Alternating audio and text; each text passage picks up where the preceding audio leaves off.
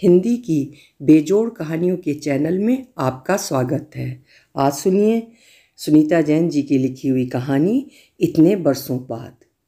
तो शुरू करें कहानी। उसकी नई नई नौकरी लगी थी। जितना डर उसे पहली क्लास पढ़ाने में लगा, उतनी ही खुशी अपना ऑफिस देखकर हुई।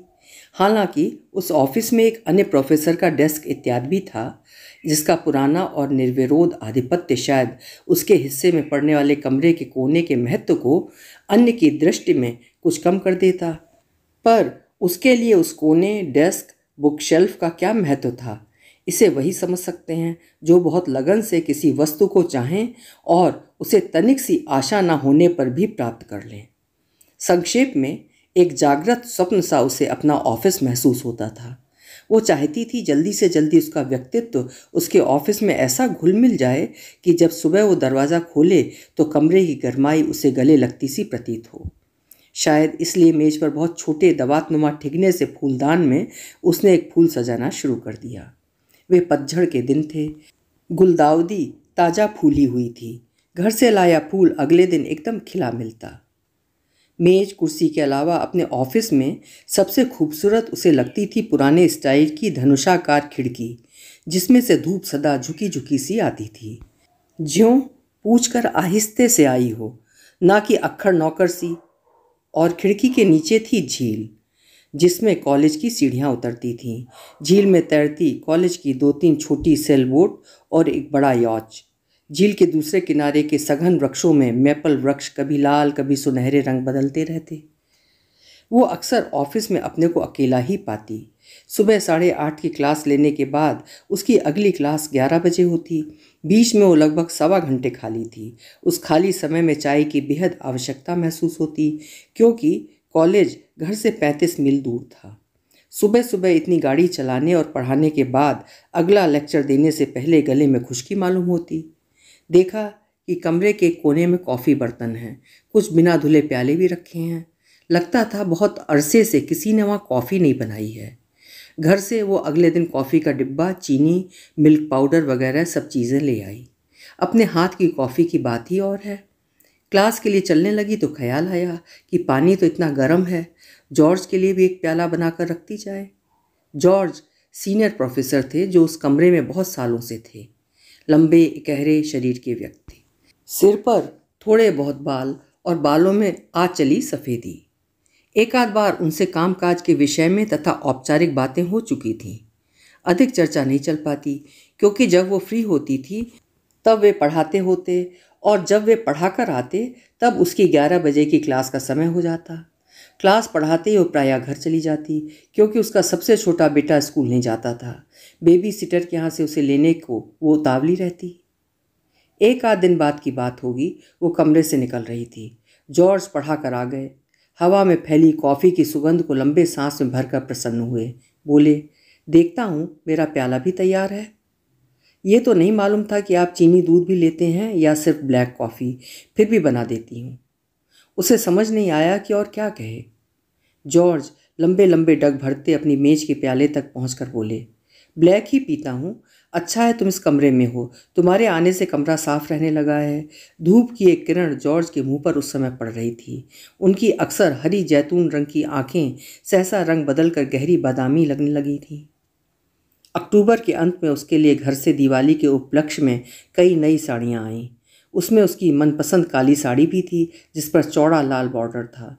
क्लास पढ़ाकर वो आई और ऑफिस का दरवाज़ा ठेलकर चौखट पार करने लगी ही थी कि सुना, बस 1 मिनट खड़ी रहो, देखें तो कैसी लग रही हो। हिलना नहीं, हाँ। उसे हंसी आई। कुछ सकुचा कर अपनी मेज़ से टिककर खड़ी हुई। आदेश देने वाले बॉब थे, जो अक्सर पहले भी उसकी साड़ियों पर, पहनावे पर कई कॉम्प्लीमेंट दे चुके थे। बहुत खुश हैं आज? इस लिबास में तुम्हें देखकर खुश ना हो? आखिर तो इटालियन खून है मेरा। 2 पुश्त से अमेरिका में रह रहे हैं तो क्या। उसे लगा कि बॉब की पत्नी ने कुछ तीखा सा उसकी ओर देखा, ऐसा तीखापन जो मुस्कुराहट के पर्दे में भी छुपता नहीं। वो अपने लिए कॉफ़ी डालने लगी। बॉब और उसकी पत्नी भी वहीं पढ़ाते थे। गैलरी के दूसरे छोर पर उनका ऑफिस था। जॉर्ज से मिलने आते रहते थे। कॉफ़ी प्याले में डालकर उसने सबकी ओर देखा। बॉब से बोली, सुनिए, आपसे परीक्षा पत्र के विषय में पूछना था।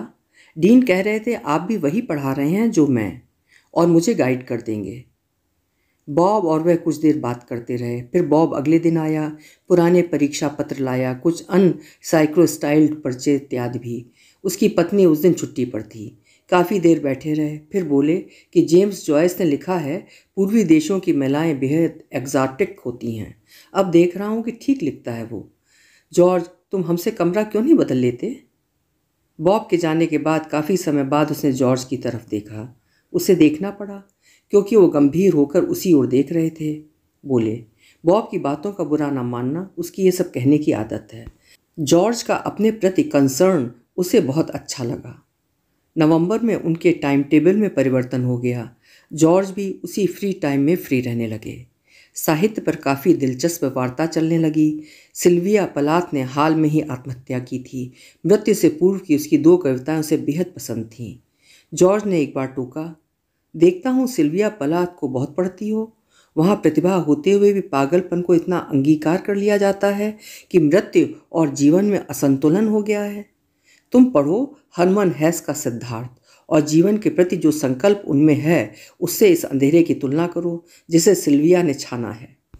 दिसंबर के अंत में बड़े दिन की छुट्टियां प्रारंभ होने से पहले बॉब उसे और जॉर्ज को लंच के लिए झील पर बने एक बेहद खूबसूरत रेस्टोरेंट में ले गया, जहां बत्तखें किनारे किनारे तेजी से तैर रही थीं। बर्फीले पानी में तेजी से घूमती बत्तखों को देखकर सॉलिंजर का ख्याल आया। वार्ता चली, जीवन को हर क्षण स्वीकार करते चलने पर। जॉर्ज बहुत चुप थे। उसने उन्हें एकाध बार अपनी ओर देखते पाया।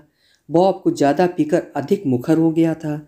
जैसे स्पंदन सिर्फ अनुभव होते हैं, व्यक्त नहीं किए जा सकते, वैसी ही कुछ थी वो दोपहर। लौटते समय गाड़ी वही चला रही थी। बॉब को उसने कॉलेज छोड़ दिया। जॉर्ज बोले, घर जाने की जल्दी तो नहीं? गाड़ी जॉर्ज ने ली और दोनों स्टेट पार्क में गाड़ी पार्क कर कुछ देर वहाँ के सन्नाटे को सुनते रहे। जॉर्ज बोले, तुम्हें डर तो नहीं लग रहा है? वो हंस पड़ी, क्यों? बड़ी अजीब लड़की हो। कुछ रुक कर, समझती तो हो कि तुम मुझे बहुत अच्छी लगने लगी हो, खासकर आज इस सफ़ेद साड़ी में बहुत ही भली दिखती हो। जॉर्ज ने उसका पल्ला हाथ में ले सफ़ेद साड़ी पर कढ़े कत्थई और हरे रंग के रेशम के फूलों पर उंगली चलाई। सच में ही मुझसे डर नहीं लग रहा?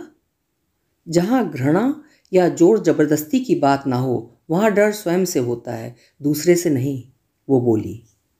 तुम अमेरिकी स्टैंडर्ड से एक छोटी नाजुक सी लड़की हो, इतना बल तुम में कहाँ से रहता है? कभी कमज़ोर होती नहीं दिखती। इतने दिनों से मेरा इतना ख्याल करती आ रही हो, सोचता हूँ किस प्रतिकार की इच्छा से। ये तो अमेरिकी सोचने का तरीका है ना। अपने यहाँ संबंधों के बहुत से रंग ही नहीं शेड भी होते हैं, या कहिए अनाम रिश्ते। सो आपकी तरह ना हम गिल्ट की भावना से ग्रस्त होते हैं, न डर पनपता है। जॉर्ज देर तक सोचते रहे, फिर एकाएक बहुत ही प्रसन्न हो गए, एकदम जैसे छोटा बच्चा किसी रहस्य को सुलझाकर विभोर हो जाता है। कार के शीशे पर बर्फ की बारीक चादर बिछ गई थी। बोले, चलो, तुम्हारी कार में तो स्नो टायर भी नहीं और तुम्हें दूर जाना है। उसने जॉर्ज को कॉलेज उतारा। घर पहुंचने तक बर्फ का अंधड़ चलने लगा। सुबह उसकी छुट्टी थी। रात में कई फीट बर्फ सड़कों पर जमा हो गई थी। 10 बजे के आसपास जॉर्ज का फ़ोन आया। मैंने एन को बताया है कि कल हम स्टेट पार्क गए थे और तुमसे काफ़ी बातें हुई। मैंने उसे कह दिया है कि तुम मुझे बहुत अच्छी लगती हो। झल्लाहट भरे विस्मय से वो स्तब्ध रह गई। क्या सोचेगी एन, उसकी पत्नी? एक पार्टी में उससे मुलाकात हुई थी। अच्छा कलात्मक व्यक्तित्व था एन का, पर पता नहीं क्यों फिर भी एक रोचक उपन्यास के एपिलॉग सी लगी थी उसको। उसे चुप पाकर वो बोले, बहुत खुश हुई सुनकर, तुम्हें वो फ़ोन करेगी। एन का फ़ोन आया, निमंत्रण भी। इनफॉर्मल से डिनर के बाद वे सब बच्चों को लेकर उनके घर के पास पहाड़ी पर टोबागन में फिसलने गए। जॉर्ज अपने और उसके कुल मिलाकर 6 बच्चों को बारी बारी से टोबागन में फिसलाने लगे। इस बीच ऐनक पर चढ़ी बर्फ पहुँचती एन उसके पास सरक कर खड़ी हुई, बोली, सुनो, मैं तुम्हारी बहुत ही आभारी हूँ। जॉर्ज को इतना प्रसन्न और खुला खुला बहुत अरसे में देखा है। सुनकर अच्छा भी लगा और कुछ अटपटा भी। उसके बाद वे लोग उसके घर आए कई बार। बॉब के यहाँ भी पार्टी में उनसे मिलना हुआ। हर बार उसे यही लगा कि एन और जॉर्ज कुछ खुलते नहीं। पार्टी के दौरान जॉर्ज अक्सर उसके निकट आकर बैठ जाते और दोनों फिर किसी प्रिय लेखक के जीवन दर्शन पर विवाद करने लगते। जॉर्ज के इस व्यवहार में कुछ अटपटा भी हो सकता है। ये वो दूसरी सभ्यता में पत्नी होने के कारण उस समय लक्ष्य नहीं कर सकी। मार्च महीने में उसके घरेलू वातावरण में कई परिवर्तन हुए। उसके पति को एक दूर शहर से बहुत अच्छी नौकरी का ऑफर आया था। बहुत सोच विचार कर यह निर्णय हुआ कि वो पहले चले जाएं, जाकर रहने लायक अच्छी जगह देखें। तब तक बच्चों के स्कूल बंद हो जाएंगे। उसकी भी साल भर की कमिटमेंट जो कॉलेज से थी वो पूरी हो जाएगी। साथ ही जिस घर में वे रह रहे थे वे उसका बनवाया हुआ था, उसके विक्रय के लिए समय मिल जाएगा। उसके पति के जाने से कुछ दिन पहले जॉर्ज बड़े उन्मत्त ऑफिस आए और आते ही दरवाज़ा ठेल कर बंद कर दिया। उसका हाथ दोनों हाथों से पकड़कर उसे वक्ष पर रखते हुए बोले, जानती हो, मैं तुम्हारे आत्मबल का रहस्य समझ गया हूँ। एक बार मैंने कहा था कि मेरा इतना ख्याल रखती हो, वो किस प्रतिकार की इच्छा से? समझता हूँ प्रतिकार नहीं चाहती, इसी से सबल हो। हमारी औरतों की तरह ये अपेक्षा नहीं करती कि मैं तुम्हें कहीं कॉफ़ी पिला कर लाऊं, बल्कि कॉफ़ी बनाकर रोज़ रख देती हो। देने की क्षमता है ना, इसी से सबल हो। आप भी अजीब हैं, हैरान सी वो बोली। नहीं नहीं टालो, तुम दे सकती हो, बोलो दे सकोगी। और उन्नत से ही वो लौट गए। वो सामान्यतः शायद जॉर्ज के इस कथन पर अधिक विचलित होती, पर घर की उलझनें उन दिनों बहुत थीं। बच्चों के साथ अकेले रहना पड़ेगा, ये ख्याल उसे रुच नहीं रहा था, पर फिलहाल 2-3 महीने से पहले जाने का सुविधा भी नहीं था।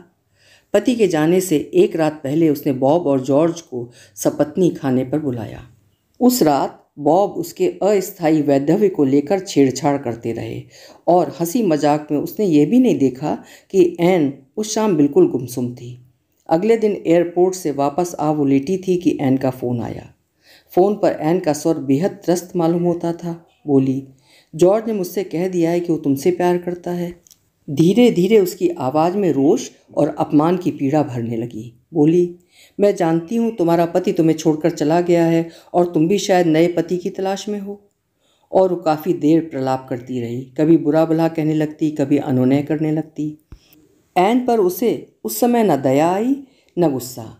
उसे हैरानी जॉर्ज पर थी, जिसने बिना कभी उससे कुछ कहे, उसका मन जाने, इतना सब एन से कहा। उस समय वो इतनी क्षुब्ध हो गई कि अपनी सफाई देने की ज़रूरत भी उसे महसूस नहीं हुई और गुस्से वश ही उसने ऑफिस जाना छोड़ दिया। घर से क्लास और क्लास से सीधी घर। घर का कामकाज समाप्त कर वो अपने को बेहद अकेला पाती। टेलीविज़न देखने से भी अनिच्छा हो गई थी। बच्चों के सो जाने के बाद सुनसान घर में बहुत सी बातें उसके मन में उठती। देश की बेहद याद आती, माँ की याद, अपनों की याद आती। एन ने जो बुरा भला कहा था वो उसे कचोटता रहता। एक अमेरिकी मित्र से उसने बातचीत की। उन्होंने बात हंसी में टाल दी कि नौकरी के जगत में महिला जो भी आकर्षक होगी वो पुरुष की आसक्ति और नारी के अविश्वास का पात्र सदा रहेगी। इसमें क्षुब्ध होने की तो कोई खास बात नहीं। सुनकर उसके मन को संतोष नहीं हुआ। तो क्या नारी केवल शरीर है? ममता, प्रेरणा, दया, शक्ति, उदारता कुछ भी नहीं? सिर्फ शरीर से आंकी जाए? नारी ऐसी बेबस किस सबब हो जाती है? कॉलेज की नौकरी का अंतिम दिन था। ऑफिस में कुछ पुस्तकें पड़ी थीं, वो उन्हें लेने गई। कमरे की चाबी जो उसके पास थी उसे भी डीन को वापस करना था। जाते ही कुछ लड़के लड़कियों ने उसे घेर लिया। उन्हें तभी मालूम हुआ था कि वो अगले साल वहाँ नहीं पढ़ाएगी। वे लोग कहने आए थे कि उसकी अनुपस्थिति उन्हें खलेगी, हो सके तो वो न जाए। उनकी वाणी में विनय था और उसे लगा था कि एक अच्छे शिक्षक की परीक्षा में वो उत्तीर्ण हो गई है। जॉर्ज भी कमरे में थे, जैसे उसी की प्रतीक्षा में बैठे हों। विद्यार्थियों की भीड़ छट जाने पर वो 1-2 क्षण खड़ी सोचती रही कि चली जाऊं क्या, बिना बोले। एकाएक वो लंबा सा डग भर कर उसकी मेज पर आ टिके। सुनो, मैं तुम्हें बताना चाहता था कि एन मुझे तलाक दे रही थी इस साल।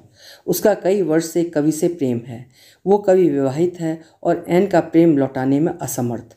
फिर भी वो मुझसे दूर होती चली जा रही थी और उसने कह दिया था कि कॉलेज बंद होते ही मैं यूरोप चला जाऊं ताकि वो बच्चों को लेकर कहीं चली जाए। बच्चों के बिना मेरा जीवन अंधेरे में डूब जाता। पर अब वो नहीं जाएगी मुझे छोड़कर। बोलोगी नहीं कुछ भी? वो नहीं ही बोल पाई, बस तनिक सा उनकी ओर देखकर चलती चली आई। उसे देखने में जॉर्ज ने बधाई पाई कि प्रताड़ना कहना कठिन होगा। पर इतने वर्षों के बाद वो सोचती है कि जॉर्ज ने मित्रता का ढोंग या नाटक किया। इस संशय ने भले ही उस समय उसे तिलमिला दिया था, और यद्यपि उसका मन कहना चाहता था कि अच्छा हुआ हमारी मित्रता सार्थक हुई, जॉर्ज तुम्हारी गृहस्थी टूटी नहीं, फिर भी कहीं एक अक्षमा जॉर्ज के प्रति भीतर से उसे तोड़ती। पर अब प्रताड़ना और बधाई के व्रत से ऊपर एक अन्य ही बात उसके मन में आती है।